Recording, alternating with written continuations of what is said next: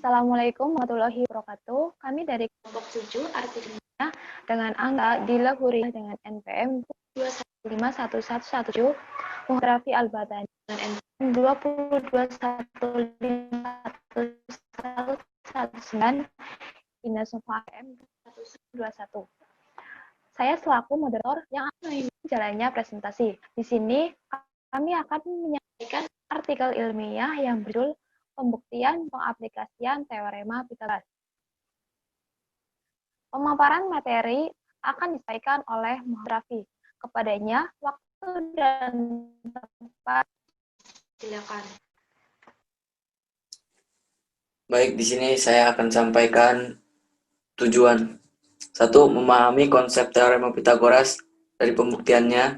2. Mengetahui pengaplikasian teorema Pythagoras dalam kehidupan sehari-hari. Kata kunci, Pythagoras, segitiga, pengaplikasian. Pendahuluan. Teorema Pythagoras adalah teorema yang sangat berkaitan dengan segitiga siku-siku. Teorema Pythagoras pada segitiga siku-siku berlaku kuadrat sisi terpanjang hipotenusa sama dengan jumlah kuadrat sisi penyikunya. Dalam kegiatan pembelajaran seringkali guru hanya menyampaikan rumus-rumusnya saja, tanpa memberikan penjelasan dari mana asal rumus itu. Sehingga dalam artikel ini dibuat untuk membuktikan teorema Pythagoras dan pengaplikasiannya dalam kehidupan sehari-hari. Metode penelitian. Dalam penelitian ini, pendekatan yang digunakan yaitu pendekatan kuantitatif. Saya kembalikan kepada moderator.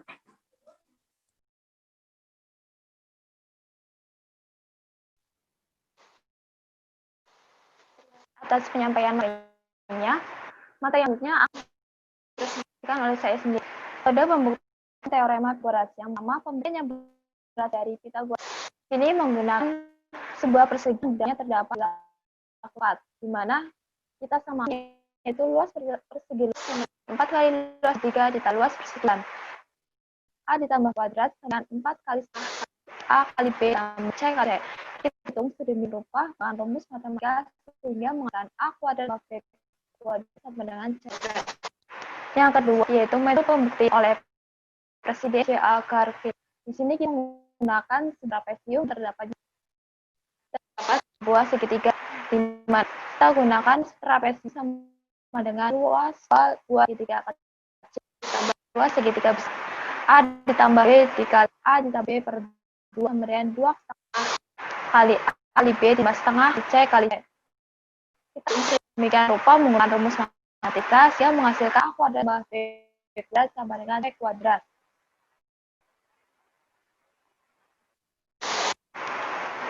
Yang ketiga, identitas trigonometri Pythagoras.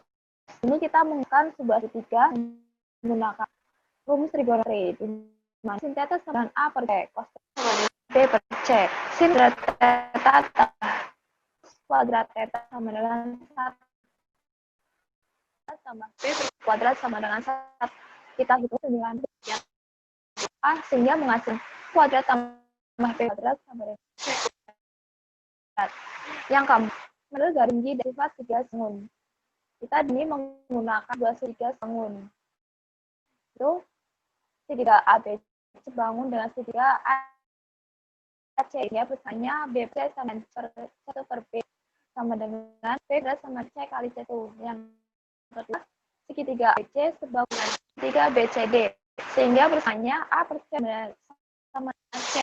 2 per A sama dengan A kuadrat sama dengan C kali C. Sehingga dari persamaan 1 dan 2 kita samakan itu A kuadrat tambah B kuadrat dengan C kali 2 ditambah C kali C 1 kuadrat B kuadrat sama C kali 2 tambah 1 yang menghasilkan A tambah B kuadrat C kuadrat terbukti.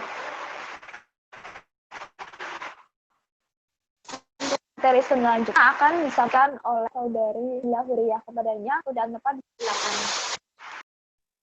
Baik, terima kasih kepada moderator yang telah mempersilakan saya untuk menyampaikan materi. Selanjutnya, pengaplikasian teorema Pythagoras. Yang pertama, untuk mengetahui jarak terdekat suatu tempat.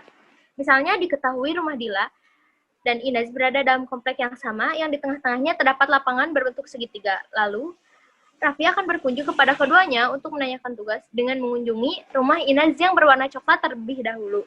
Dilanjutkan ke rumah Dila yang berwarna kuning. Berapa jarak terdekat yang dilalui Raffi untuk menuju rumah Dila? Jika dipetakan dalam gambar, soal tersebut akan menjadi seperti ini. Nah, misalkan A-nya jarak 3 km, B jarak 4 km, dan C jarak alternatif atau dalam gambar itu sisi miringnya. Lalu dimasukkan ke dalam rumus umum, C kuadrat sama dengan A kuadrat tambah B kuadrat. Lalu disubstitusikan sedemikian rupa sehingga menghasilkan C sama dengan 5 km. Sehingga jarak terdekat rumah Inaj ke Dila yaitu sejauh 5 km. Lalu berikutnya, jika Raffi memakai jalan selatan lalu ke timur, dia akan melalui jarak yang lebih jauh yaitu 7 km. Sehingga teorema Pitagoras akan mempersingkat jarak, mengetahui jarak yang terdekat. Lalu yang berikutnya yaitu untuk mengefektifkan suatu biaya pembangunan. Misalnya, suatu lahan kosong berbentuk segitiga sama sisi akan dijadikan taman yang dipasangkan rumput sintetis yang berharga 120.000 per meter. Jika panjang segitiga sisi taman masing-masing 50 meter, berapa meter rumput sintetis yang harus dibeli beserta harganya? Misalkan A-nya T, lalu B 25, C-nya 50. Dimasukkan ke dalam rumus umum, C kuadrat sama dengan A kuadrat tambah B kuadrat. Lalu dipindah ruaskan dan disubstitusikan. Sehingga T-nya akar 50 kuadrat dikurangi 25 kuadrat. Sedemikian rupa menjadi T-nya 43,3 meter. Nah, lalu tinggi tersebut dimasukkan ke dalam rumus luas, yaitu setengah dikali alas kali tinggi. Sama dengan setengah kali 50 kali 43,3 sama dengan 1082,5. Langsung dimasukkan ke dalam, langsung mencari harga keseluruhan, dikalikan dengan 120.000 menjadi 129.900.000. Nah, dari sini kita mengetahui harga yang diperlukan untuk mengeluarkan alat-alat bahan dan bisa mengefektifkan suatu biaya. Terima kasih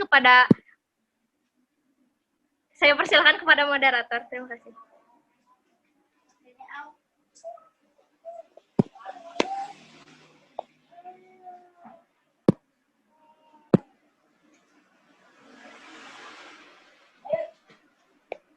Terima kasih atas penyampaian materi. Maka disampaikan oleh saudara Raffi keberanian dan Bapak disilakan. Baik, di sini saya akan sampaikan kesimpulan.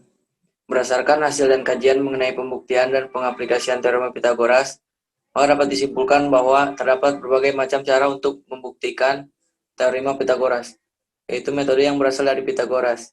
Metode pembuktian teorema Pitagoras oleh Presiden J. A. Garfield, metode garis tinggi dan sifat segitiga sebangun, dan metode identitas trigonometri Pitagoras. Selain itu, Pitagoras juga banyak manfaatnya jika diaplikasikan dalam kehidupan sehari-hari, seperti halnya dalam mencari sebuah jarak terdekat satu tempat ke tempat lain, dan bermanfaat juga dalam hal mengefektifkan penggunaan biaya. Baik, saya kembalikan kepada moderator.